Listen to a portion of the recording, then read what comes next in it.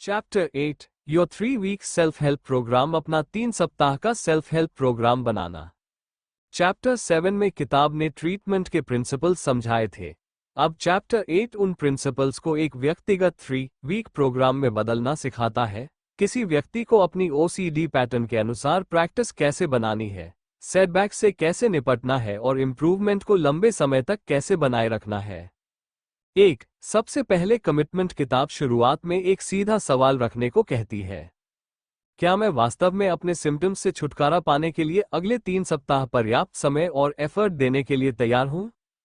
किताब के अनुसार प्रोग्राम शुरू करने से पहले व्यक्ति को यह स्वीकार करने के लिए तैयार होना चाहिए कि शुरुआत में कई दिनों तक इंटेंस डिस्कम्फर्ट हो सकता है। कई लोगों को इम्प्रूवमेंट महसूस होने में 8-10 दिन भी लग सकते हैं। लेकिन इसका उद्देश्य है अवॉइडेंस की पुरानी आदत को तोड़ना और यह सीखना कि आप अपने ऑब्सेशंस और कंपल्शंस को कंट्रोल कर सकते हैं। 3 सप्ताह के लिए तैयारी। किताब कहती है कि 3 सप्ताह के दौरान प्रोग्राम को अपनी लाइफ का महत्वपूर्ण हिस्सा बनाना होगा। अपनी डेली कमिटमेंट्स को रीअरेंज करें, जरूरत पड़े तो कुछ दूसरी एक्टिविटीज कम करें ताकि प्रैक्टिस के लिए पर्याप्त समय मिले। फैमिली को भी समझाएं, परिवार अनजाने में ओसीडी को मेंटेन कर सकता है। उदाहरण, बार बार रीअश्योरेंस देना, आपके लिए चेकिंग करना, आपके कहने पर एक्सेसिव क्लीनिंग करना, आपकी कंपल्शंस में पार्टिसिपेट करना। प्रोग्राम में फैमिली को इन चीजों को धीरे धीरे रोकने के लिए कहा जाता है। Support person. किताब एक सपोर्टिव फ्रेंड, फैमिली मेंबर या अन्य व्यक्ति को साथ रखने की सलाह देती है। उसका काम एनकरेजमेंट देना, कठिन एक्सपोजर में साथ रहना, जरूरत पर दूसरी एक्टिविटी में आपका ध्यान लगाना, लेकिन रीअश्योरेंस देना या रिचुअल में मदद करना नहीं। प्रोग्राम की 3 टेक्निक्स। चैप्टर 8 फिर से 3 पिलर्स को सामने रखता है। एक्सपोजर, जिस चीज से डिस्ट्रेस होता है उसका सामना करना। इमेजरी प्रैक्टिस, जिस कैटास्ट्रोफी का डर है उसे इमेजिनेशन में कन्फ्रंट करना। रिचुअल प्रिवेंशन, उसके बाद कंपल्सिव बिहेवियर न करना। किताब विशेष रूप से कहती है कि केवल इनमें से एक टेक्निक करने से इंप्रूवमेंट अक्सर कम और टिकाऊ नहीं होता। एक्सपोजर के जनरल रूल्स। किताब एक्सपोजर के लिए 10 गाइडलाइंस देती है। सबसे पहले अपनी डिस्ट्रेस हायरार्की देखें और लगभग 50/100 डिस्ट्रेस वाली सिचुएशन से शुरुआत करें। फिर 1 उस सिचुएशन का सामना करें।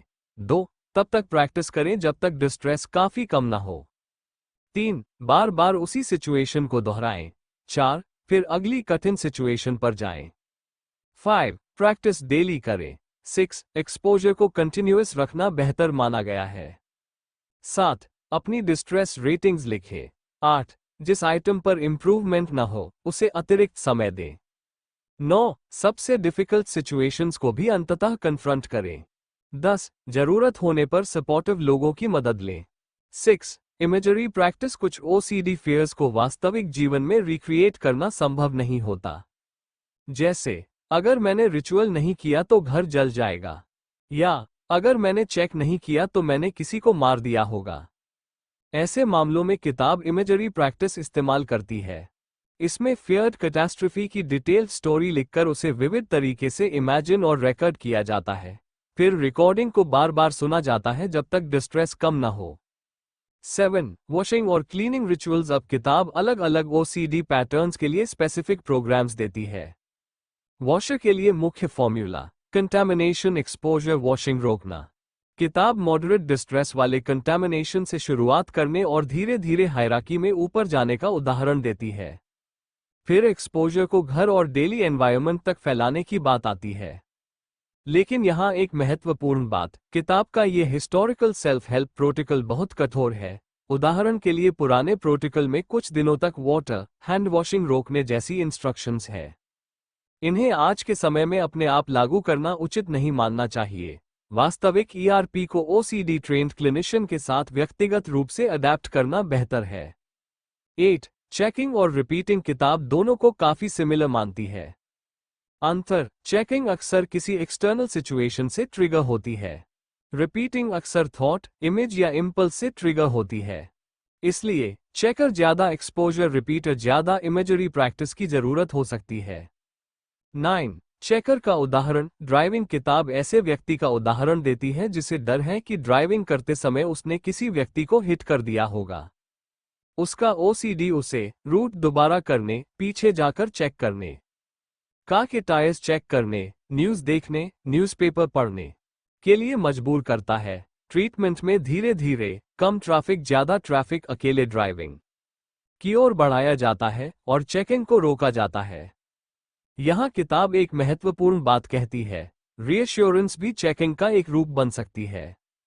इसलिए सपोर्ट पर्सन को रीअश्योरेंस देकर ओसीडी को शांत करने के बजाय ट्रीटमेंट गोल में मदद करनी चाहिए।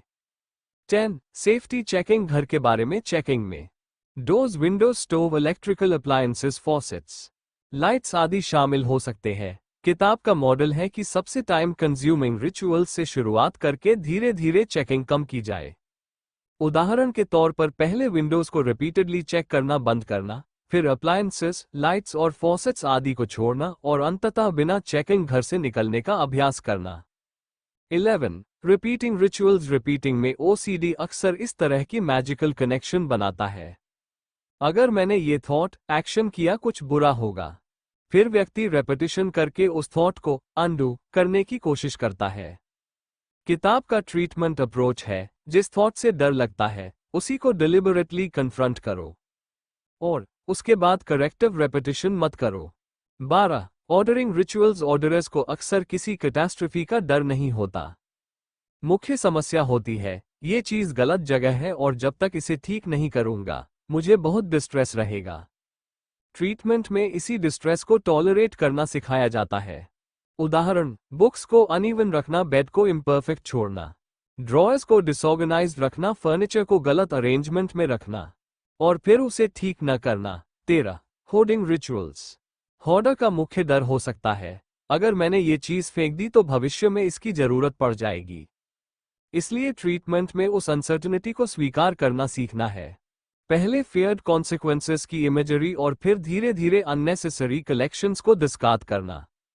मुख्य सीख, मुझे 100% सर्टेनिटी नहीं चाहिए कि मुझे यह वस्तु कभी नहीं चाहिए होगी। 14. Thinking rituals. किताब थिंकिंग रिचुअल्स को सबसे कठिन मानती है क्योंकि थॉट्स को फिजिकल एक्शंस की तरह आसानी से कंट्रोल नहीं किया जा सकता। उदाहरण, कंपल्सिव प्रेयर, गुड थॉट्स से बैड थॉट्स को कैंसिल करना, लकी नंबर्स दोहराना, मेंटल रेपिटेशन। किताब का अप्रोच, थिंकिंग रिचुअल को डिलिबरेटली परफॉर्म मत करो। अगर रिचुअलिस्टिक थॉट अपने आप शुरू हो जाए तो उसे पहचानकर ऑब्सेशनल मटेरियल की ओर वापस अटेंशन लाने और डिस्ट्रेस को बिना रिचुअल के टॉलरेट करने की प्रैक्टिस की जाती है। 15. अगर एक से ज्यादा रिचुअल हो। किताब कहती है कि अक्सर एक रिचुअल डोमिनेंट होता है। इसलिए वीक 1 सबसे प्रमुख रिचुअल पर फोकस, अगर इंप्रूवमेंट पर्याप्त हो। वीक 2 दूसरे रिचुअल को इंट्रोड्यूस करें और दोनों पर समय बांटें। अगर पहला रिचुअल अभी भी बहुत स्ट्रांग है तो दूसरे को जल्दी शुरू न करें। किताब के अनुसार 3 सप्ताह में बहुत सारे मेजर रिचुअल्स खत्म करना कठिन हो सकता है। जरूरत पड़े तो प्रोग्राम बढ़ाया जा सकता है। 16. सेटबैक आए तो। किताब साफ कहती है, सेटबैक का मतलब फेलियर नहीं है। कुछ लोगों में सिम्टम्स बाद में वापस आ सकते हैं। इसके प्रमुख कारण बताए गए हैं। 1. फॉलो अप प्रैक्टिस बंद कर देना। 2. बहुत अधिक स्ट्रेस का समय। 3. सभी प्रमुख फियर्स को ओरिजिनल प्रोग्राम में पूरी तरह कन्फ्रंट न करना। अगर सेटबैक आए तो डिस्करेजमेंट में पूरी तरह वापस पुराने पैटर्न में जाने के बजाय किताब ओरिजिनल प्रोग्राम को दोबारा कुछ समय के लिए शुरू करने और फिर फॉलोअप प्रैक्टिस जारी रखने की सलाह देती है। 17. 3 वीक्स के बाद क्या। किताब कहती है कि 3 सप्ताह पुराने हैबिट को कमजोर करने और नए हैबिट्स शुरू करने के लिए काफी हो सकते हैं, लेकिन नए पैटर्न को मजबूत करने के लिए आगे भी प्रैक्टिस जारी रखना जरूरी है। इसके लिए washing normal, non ritualized washing habits बनाए रखें। चेकिंग रिपीटेड चेकिंग को वापस न आने दें। रिपीटिंग पुराने ट्रिगरिंग थॉट्स को कभी कभी डिलिबरेटली अवोक करके रेपिटेशन न करें। ऑर्डरिंग कुछ चीजें डिलिबरेटली इम्परफेक्ट छोड़ें। होर्डिंग अनावश्यक चीजें नियमित रूप से निकालते रहें। थिंकिंग रिचुअल्स पुराने ऑब्सेशनल थॉट्स को टॉलरेट करें और मेंटल रिचुअल न करें। 18. अगर प्रोग्रेस नहीं हो रही। किताब के अनुसार अगर लगभग 2 सप्ताह में कोई इंप्रूवमेंट दिखाई नहीं देती तो ओसीडी में विशेषज्ञ कॉग्निटिव बिहेवियरल थेरेपिस्ट से कंसल्टेशन लेना चाहिए। इसके पीछे कई संभावित कारण हो सकते हैं। प्रॉब्लम की गलत अंडरस्टैंडिंग, सिम्टम्स का गलत एनालिसिस या एंजाइटी, डिप्रेशन जैसी दूसरी कठिनाइयां। चैप्टर 8 का सार। इस पूरे चैप्टर को एक लाइन में कहें तो अपनी सबसे आसान फियर से शुरू करो, धीरे धीरे कठिन फियर्स की ओर बढ़ो, एक्सपोजर करो, कंपल्सिव रिचुअल रोको और प्रैक्टिस को इतना दोहराओ कि आपका दिमाग अनुभव से सीख सके कि बिना रिचुअल के भी आप ठीक रह सकते हैं। और चैप्टर 8 की सबसे महत्वपूर्ण बात शायद यही है, ओसीडी से फ्रीडम केवल सिम्टम्स को टेम्पररीली दबाने से नहीं आती, बार बार उस अनसर्टनिटी और डिस्कम्फर्ट का सामना करने से आती है जिससे आप हमेशा बचते रहे हैं। Next, chapter 9, medications that help OCD, जिसमें किताब ओसीडी मेडिकेशंस, उनके रोल, मेडिकेशन बनाम सीबीटी और ट्रीटमेंट कॉम्बिनेशन पर चर्चा करती है।